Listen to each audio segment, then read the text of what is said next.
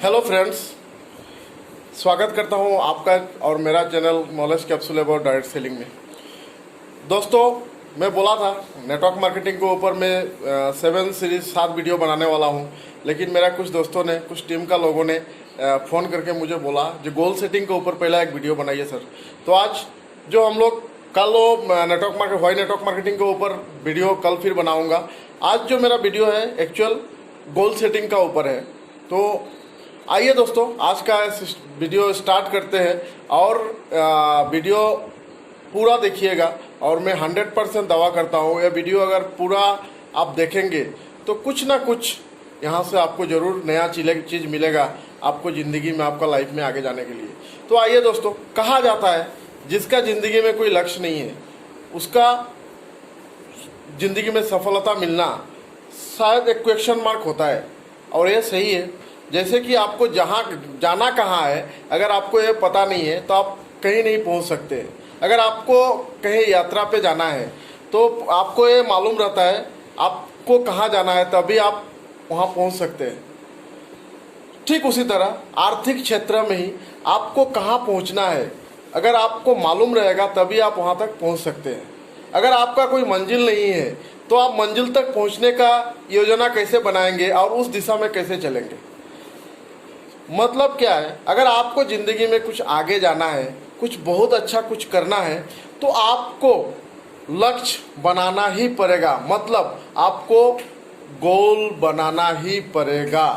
अब सवाल हुआ, गोल दोस्तों दो तरह का होता है। एक हो गया मिनिमम गोल, एक हो गया कमिटेड गोल। अब मिनिमम गोल में हम लोग क्या बोलता है, और मैं ज़्यादा मेहनत करूँगा और ज़्यादा प्लान दिखाऊँगा और ज़्यादा इस महीना बिजनेस लाने का कोशिश करूँगा। ये हो गया दोस्तों मिनिमम गोल। अब कमिटेड गोल कौन सा हुआ? कमिटेड गोल हुआ इस महीना मुझे 20,000 रुपया कमाना है, इस महीना मुझे 20 आदमी को ये टारगेट अचीवमेंट कराना है, इस महीना मुझे हर रोज़ 8 घंटा काम करना है।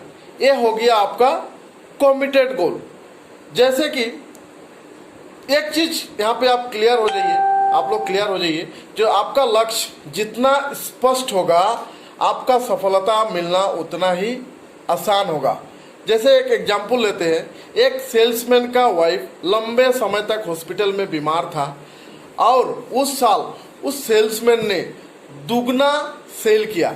जब उससे सफलता का रहस्य पूछा गया तो उन्होंने कहा हॉस्पिटल का जो बिल है वो इसका सामने, उसका आंखों के सामने स्पष्ट दिखाई दे रहा था और वो चुकाने के लिए उसको कितना प्रोडक्ट सेल करना है उसको भली भांति मालूम था, इसीलिए वो उसका दुगना सेल किया। अब यहाँ पे एक चीज़ क्या क्लियर है, इंसान अगर ठान ले तो कुछ भी कर सकता है। बाकायदा उसका पास उसका स्पष्ट लक्ष्य होना बहुत ज़रूरी है। इसीलिए दोस्तों लक्ष्य गोल बनाना बहुत ही इम्पोर्टेंट है। और एक एग्जाम्पल हम लोग ले सकते हैं यहाँ पे। अब आर्थिक गोल बनाना बहुत ही आसान है। आपको पहले क्या करना पड़ेगा, आपको पहले डिसाइड करना पड़ेगा जब मुझे चाहिए क्या, और आपको लॉन्ग टाइम गोल डिसाइड करना पड़ेगा। और लॉन्ग टाइम को कंप्लीट करने के लिए आपको शॉर्ट टाइम गोल डिसाइड करना भी बहुत ज़रूरी है। अब मान लीजिए अगर 20,000 रुपया कमाना, एक एग्जाम्पल और हम लोग लेते हैं, एक दुकानदार को 10,000 रुपया महीना कमाना है। वो सेट किया, उसका गोल है वो 10,000 रुपया महीना कमाएगा। अब वो महीना कमाने के लिए सबसे पहले उसको क्या सेट करना पड़ेगा, उसको कागज में लिखना पड़ेगा और गणित के सहारे उसको कैलकुलेशन करना पड़ेगा। अब कैलकुलेशन कैसे करना है, मान लीजिए उसे महीना में 10,000 रुपया कमाना है तो उसको प्रोडक्ट, अगर उसको एक प्रोडक्ट बेच के उसको 50 रुपया का प्रॉफिट होता है तो आसान सा बात है, उसको कितना प्रोडक्ट सेल करना पड़ेगा, 200 प्रोडक्ट सेल करना पड़ेगा दोस्तों एक महीना में। अब अगर एक महीना में उसको वर्किंग डेज 25 डेज है तो उसको पर डे कितना प्रोडक्ट सेल करना पड़ेगा, 8 प्रोडक्ट सेल करना पड़ेगा। अगर पर डे वो 8 प्रोडक्ट सेल करता है तो उसका प्रॉफिट जो है, उसका प्रॉफिट उसको समझ में आ जाएगा। 8 प्रोडक्ट सेल किया तो उसका प्रॉफिट हुआ 50 रुपीज़ करके, कितना हो गया दोस्तों, 400 रुपीज़। अब 400 इंटू 25 10,000 रुपीज़। अब यहाँ पे सवाल है, उसको जब ये डिसाइड हो जाएगा। उसको जो खाता में लिख मतलब उसका जो कैलकुलेशन है गणित के सहारे जब उसका दिमाग में सेट हो जाएगा, मुझे अगर मेरा लक्ष्य प्राप्त करना है, इस महीने अगर 10,000 रुपीज़ इनकम करना है, तो मुझे हर रोज 8 प्रोडक्ट बेचना पड़ेगा। अब जब उसका दिमाग में और उसका लक्ष्य क्लियर रहेगा तो बहाना नहीं बनाएगा। उसका मूड नहीं है ऐसा कुछ नहीं बोलेगा। बारिश हो रहा है उसके लिए वो नहीं रुकेगा, क्योंकि उसको पता है आज अगर वो 8 प्रोडक्ट नहीं बेचा तो उसका जो आर्थिक लक्ष्य है वहां तक वो पहुंच नहीं सकता है। तो ये बहुत इंपॉर्टेंट है, क्योंकि अगर इसको रोज कैलकुलेशन करेगा, मान लीजिए अगर वो पूरा दिन में अगर 8 प्रोडक्ट बेच लिया, तो उसको एक क्लियर कॉन्सेप्ट है, उसका जो आज का जो गोल है, आज का जो उसका लक्ष्य है, वो अपना लक्ष्य कंप्लीट कर लिया। अगर मान लीजिए उन्होंने पूरा 8 प्रोडक्ट नहीं बेच पाया, तो इसका मतलब कि आज जो उसका लक्ष्य है वो आज कंप्लीट नहीं कर पाया। इसका मतलब क्या है, उसको कल इसको कंप्लीट करना पड़ेगा अगर उसको लक्ष्य को पाना है, उसका गोल को पाना है। अगर और एक एग्जांपल मैं आप लोगों को लेता हूँ, बहुत आसान एग्जांपल है दोस्तों। गोल जो हम लोग लक्ष्य बोलता है, लक्ष्य कैसा होता है, एक 2020 क्रिकेट की तरह है। 2020 क्रिकेट में मान लीजिए जिस टीम ने पहले बल्लेबाजी किया और पहले बल्लेबाजी करने के बाद जो लक्ष्य दिया, जो अचीव करने वाला टीम है उसको पता है हर गेंद में उसको कितना रन चाहिए। उसको 20 ओवर उसका हाथ में रहता है और 20 ओवर में जो भी उसका पास लक्ष्य है उस लक्ष्य का हिसाब से उसको रन बनाना पड़ेगा। अगर वो रन नहीं बनाएगा तो वो मैच नहीं जीत सकता है। अगर उसको पार गेंद में 4 रन चाहिए तो उसको पार गेंद में 4 रन ही लेना पड़ेगा। अगर नहीं ले पाया तो आने वाला जो गेंद है वो प्लास करके उसको बनाना पड़ेगा, तभी वो अपना लक्ष्य उस मैच को जीत पाएगा। ठीक उसी तरह दोस्तों हमारा जिंदगी में भी हमारा जो गोल है उसी तरह काम करता है। अगर हमारा पास स्पष्ट है, हमारा क्लियर है गोल, तो हम कोई भी चीज हम आसानी से हासिल कर सकते हैं। क्योंकि आर्थिक जो गोल है ना, आर्थिक लक्ष्य बनाना बहुत ही इंपॉर्टेंट है दोस्तों। क्यों इंपॉर्टेंट है, संदर्भ में मतलब मान लीजिए अपनी प्रगति की अगर सबसे बड़ा बात क्या है, जो हम किस दिशा में जा रहा है, हम क्या कर रहा है, वो अगर आप आर्थिक गोल बनाएंगे तभी आपको पता चलेगा। क्योंकि कभी कभी हम लोग को लगता है हम लोग बहुत ज़्यादा मेहनत कर रहा है, उससे ज़्यादा बहुत मेहनत कर रहा है, हमें लगता है हम बहुत मेहनत कर रहा है, उससे ज़्यादा मेहनत कर नहीं सकते हम, इससे ज़्यादा मेहनत करना पॉसिबल नहीं है, मतलब हम फेल हो रहे हैं। लेकिन सवाल है दोस्तों, मेहनत करने का मतलब ही सक्सेस नहीं है। आप मेहनत कैसे कर रहे हैं उसका ऊपर आपको डिपेंड करेगा। आपका आउटपुट कैसा है इसका ऊपर आपका इनपुट डिपेंड करेगा, जिसका कारण आपका स्पष्ट लक्ष्य होना जरूरी है। अगर आपका स्पष्ट लक्ष्य क्लियर गोल होगा तभी आपको पता चलेगा आप जो मेहनत कर रहा है उसका अगेंस्ट में आपको सफलता मिल रहा है कि नहीं। दोस्तों ये इसके लिए हमको कमिटेड गोल बनाना बहुत जरूरी है। अगर कमिटेड गोल नहीं रहेगा तो शायद सफलता पाने में हमको बहुत ज़्यादा टाइम लग सकता है। और एक एग्जाम्पल दोस्तों मैं आप लोगों को सामने लेता हूँ, ये आपको रोंगटे खड़ा कर देने वाला एग्जाम्पल होगा। आप सभी ने अगर अरुणिमा सिन्हा का नाम जानता है, अगर नहीं जानता है तो आप लोग यूट्यूब में गूगल में सर्च कर सकता है। वो एक वॉलीबॉल चैंपियन थी, वो लखनऊ से दिल्ली जा रही थी।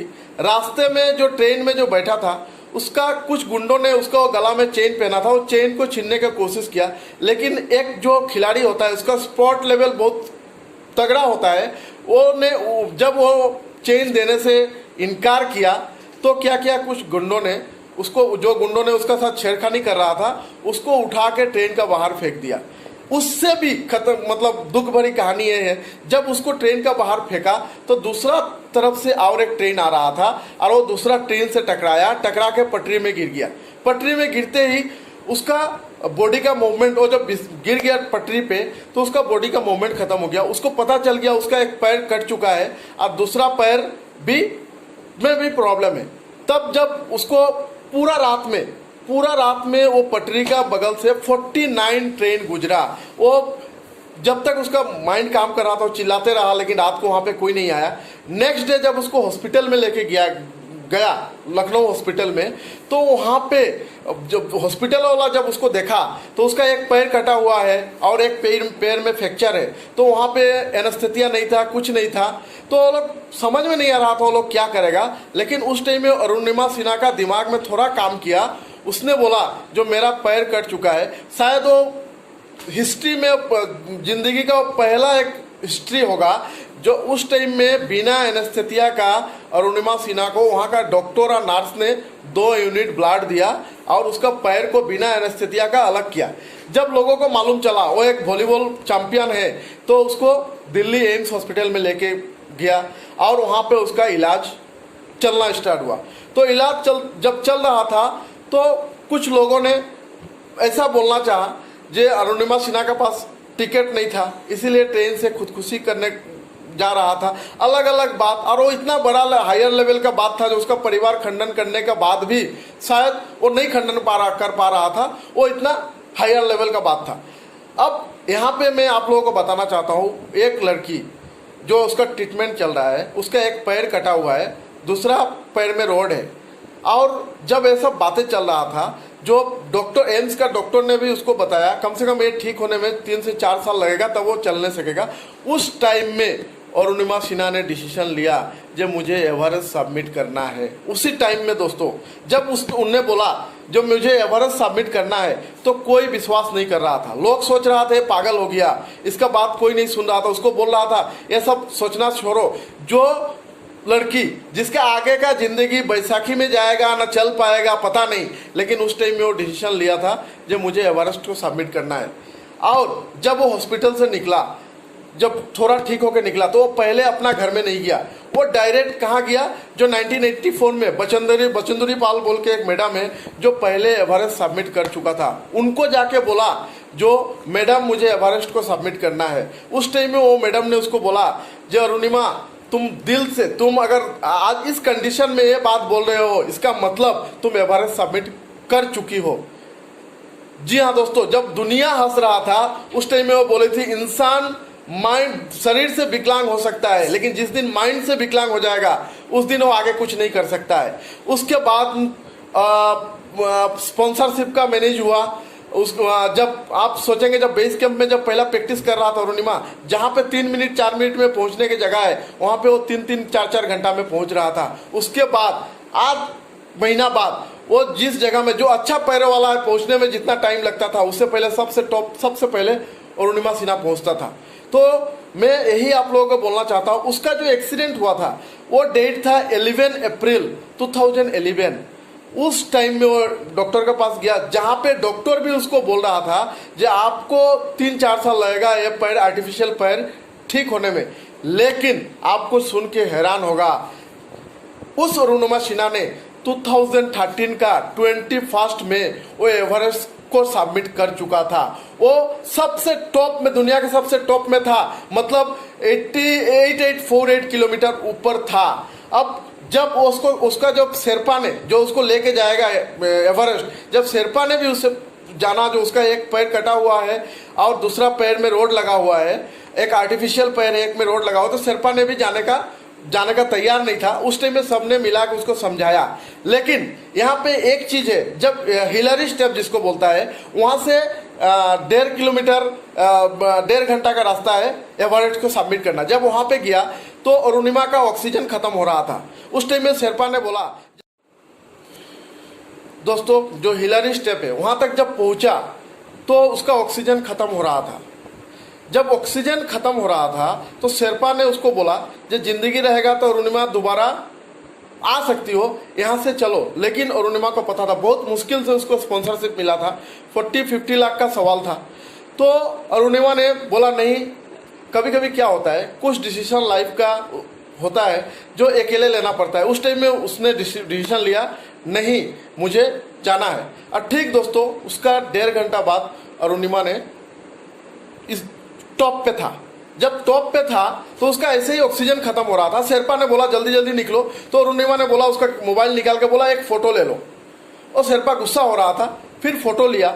फिर क्या किया अरुणिमा ने, वो कहीं से बैटरी निकाल के, मोबाइल का चार्ज नहीं था, मोबाइल में डाल के बोला एक वीडियो बना लो। उस टाइम में शेरपा और गुस्सा हो गया जो अभी इस टाइम में उसका जान जाने का खतरा है, वो टॉप पे है, ऑक्सीजन नहीं है, लेकिन यहाँ पे बोल रहा है उसका वीडियो लेने के लिए। अब फिर भी शेरपा ने बोला मैं नहीं कर पाऊंगा, बाद में उसका वीडियो लिया। कहीं ना कहीं अरुणिमा को भी ये पता चल गया था शायद मैं इंडिया लौट के नहीं जाऊं, इसलिए शेरपा को बोला जो आपने ये वीडियो ले लो और ये वीडियो मेरा इंडिया पहुंचा देना।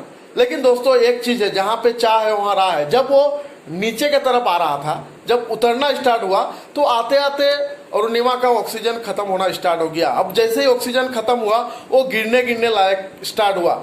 उस टाइम में एक ब्रिटिश क्लाइंबर एवरेस्ट को सबमिट करने के लिए ऊपर आ रहा था और वेदर खराब होने के कारण वो वापस हो गया। उसका पास 2 ऑक्सीजन था, 1 ऑक्सीजन फेंक दिया।